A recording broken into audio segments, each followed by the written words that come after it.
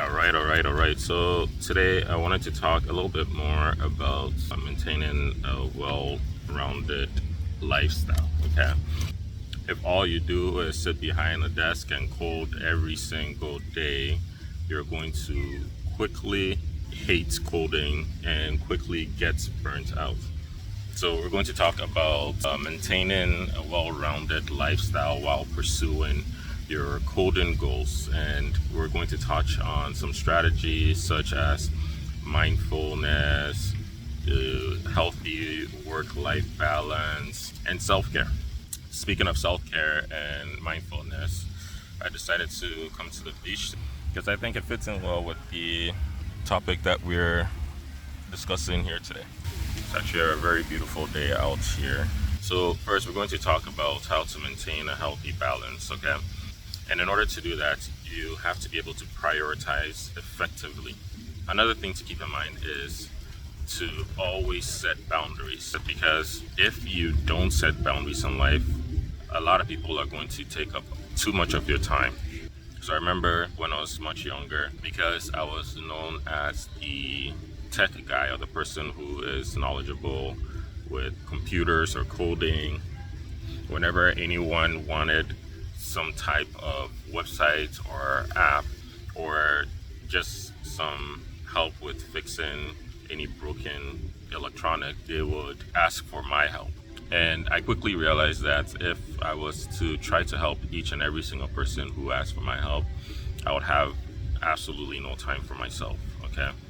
And I know, especially when you're young, it's hard for you to say no. But keep in mind that each time you say yes to something, it takes up a part of your time that could be going towards something else. Okay. So don't be scared to say no. At this point in my life, I say no more than I say yes because I know how important my time is to me.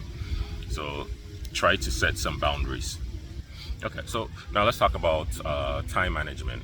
For me, I set focus blocks throughout my week. So to give you an example of what I'm talking about when I say focus blocks, oh gosh, this tree just wants to smack the hell out of me. So I'm just going to move to a different chair. Give me a minute. Okay, so now let's get back to what we're talking about. So with focus blocks, it's just a time frame where you just focus on work that requires thinking.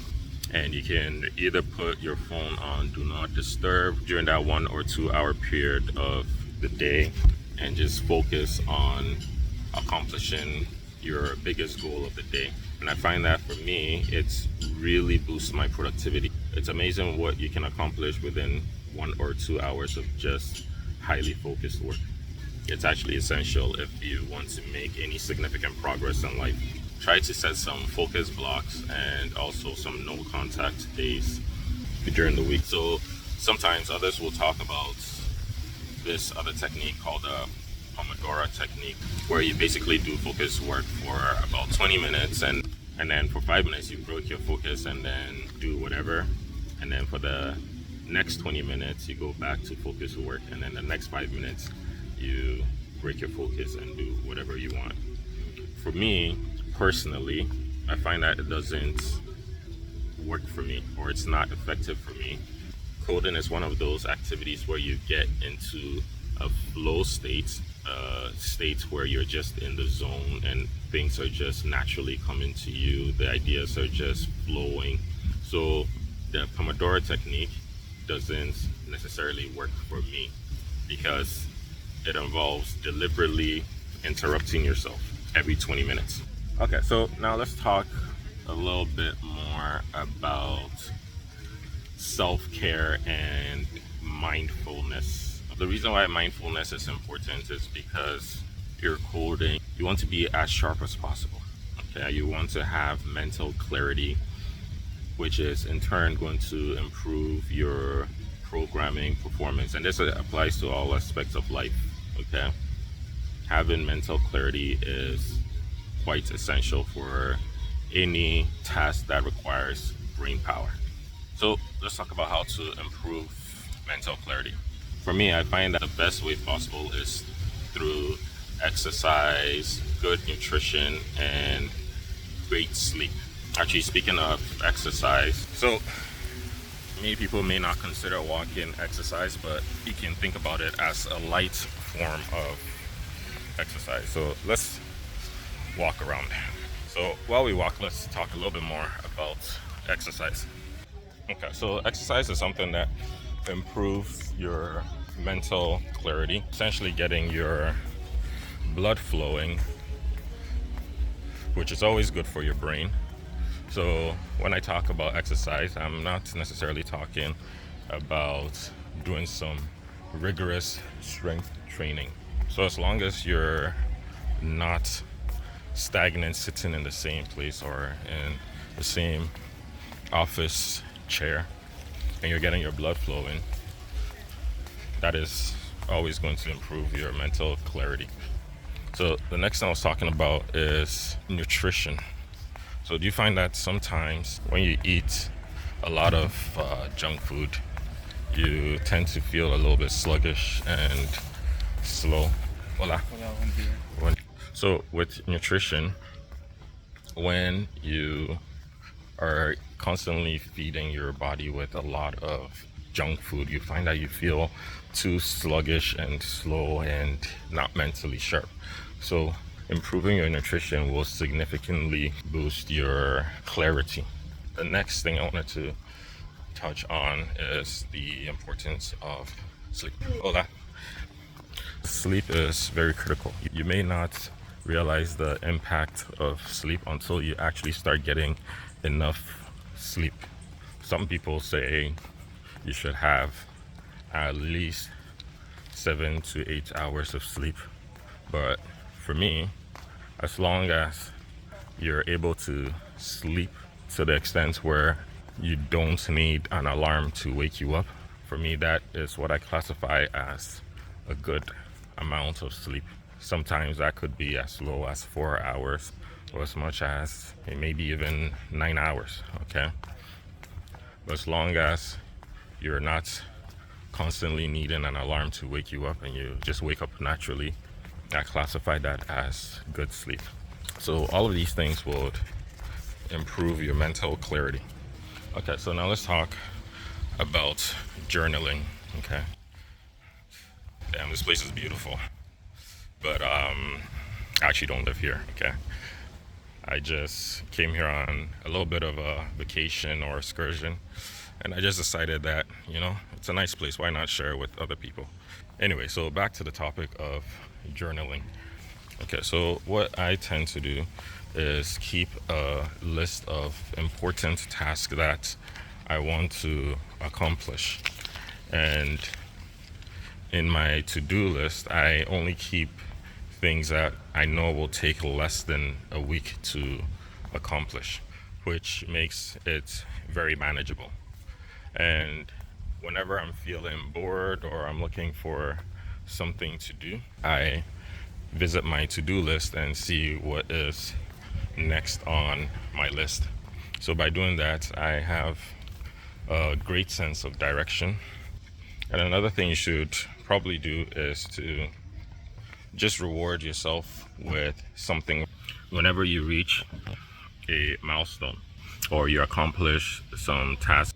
For example, this vacation that I'm taking right now is just a little bit of a reward for myself for a massive goal that I just recently accomplished. So the reward that you give yourself for reaching a milestone doesn't necessarily have to be a vacation, but it could be something as simple as watching a few episodes of your favorite show when you complete a simple task. Anyways, I know you can find some creative ideas of how to reward yourself or integrate your work with things that you love to do. Okay, so now let's talk about cultivating hobbies and interests outside of coding. Let me get comfortable. So there are a lot of different types of activities that you can find creativity boosts in, okay? One of those is painting, and believe it or not, another one would be playing video games, especially strategy video games. And if you play a musical instrument too, that is great for sparking creativity. Even chatting with people, okay?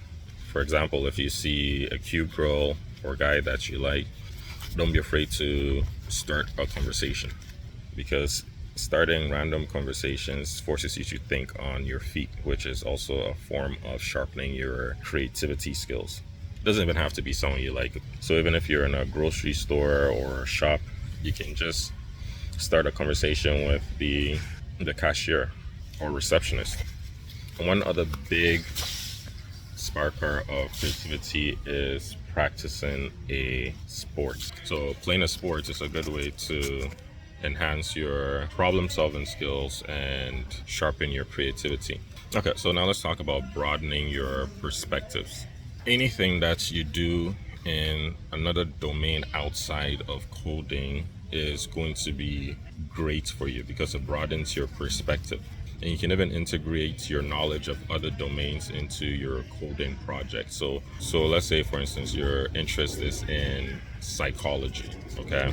You can use your knowledge of persuasion or your knowledge of what humans react to build a viral application. Or let's say you're more into finance, okay? You can use your knowledge of finance to build something that is impactful for yourself or others. So for example, a while back, I built a application that basically goes and scrapes the web for different companies, their financial data and other types of data that is important. And then based on all of that data, I'll try to determine which company to invest in. And to give you another example, you can use your knowledge of any specific domain to build a website or app that teaches people about your specific domain. And one final thing I want to talk about is to build connections. So for example, in my group of friends, I notice each and every single person's strengths. One of my friends is great with accounting and finances, has nothing to do with coding, but if I ever wanted to do something that required the help of an accountant, I know I can reach out to him. Another one of my friends is great at marketing, okay? This guy can literally sell you poop for $100. And because I know this person is great with persuasion, I know the person will be great for marketing. So if I was to start a company, I could bring the person on as the primary marketer. And one of my other friends is really great at anything that has to do with operations, okay? He's great with logistics and all of that. So to start a company, I know I can call on these three people. Anyways, the point I'm trying to make here is that try to build connections outside of your typical domain, because you never know where or when these connections will come in handy. Okay, so now we're back to where we started. I have to get ready to head out, so let me just wrap up this video. So to summarize what I'm saying, you need to have a well-rounded lifestyle to thrive both as a programmer and an individual. And don't see self-care and other activities outside of coding as a distraction, okay? You should rather see it as an investment in your long-term success and happiness as a programmer. Have a good day.